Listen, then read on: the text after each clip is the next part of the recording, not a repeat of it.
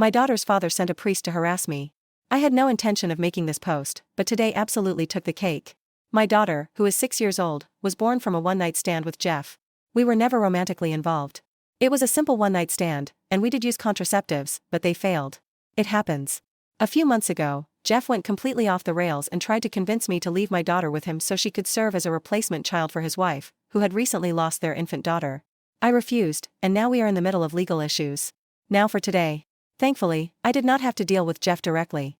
Instead, he sent a priest to harass me at work. I want to be very clear, I am completely detached from religion. I am not an atheist, I just do not particularly like the idea of the Catholic Church, which is the leading religion in my home country. Most of my family is Catholic, so I have a detached respect for church officials. Today, I was working on paperwork when I got a call that a priest was asking for me. I did not have any scheduled meetings, but we occasionally get visits from clergy asking for donations or participation in events, so I figured that was the case. I told the secretary to let him in, and at first, everything seemed polite, shaking hands, asking how things were, just the usual small talk. Then, the priest suddenly shifted the conversation. He started talking about how it had come to his attention that I was a single woman with a child and that apparently, I lived a life of debauchery and hate. His words. I was completely taken aback.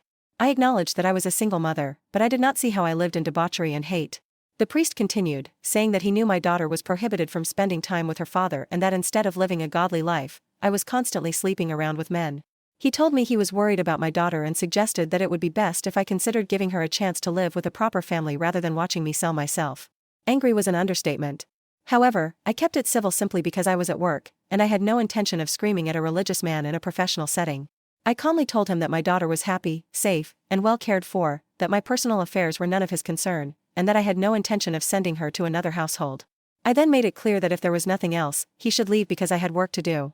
Then, he showed his hand, and that is when I knew Jeff was behind this. The priest told me that he did not believe my daughter would be happy with me, but her father was well respected in his church and would raise her to be a proper Christian lady. At that, I laughed and simply said, no. I once again told him to leave and warned that if he did not, I would be calling security.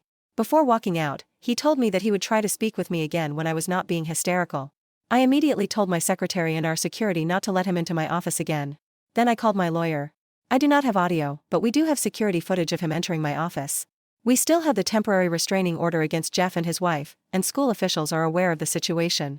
Small update, I had a very productive conversation with our local bishop. This priest was indeed real, but the bishop assured me I will not hear from him again. He was very apologetic, and I am comfortable with how our conversation went.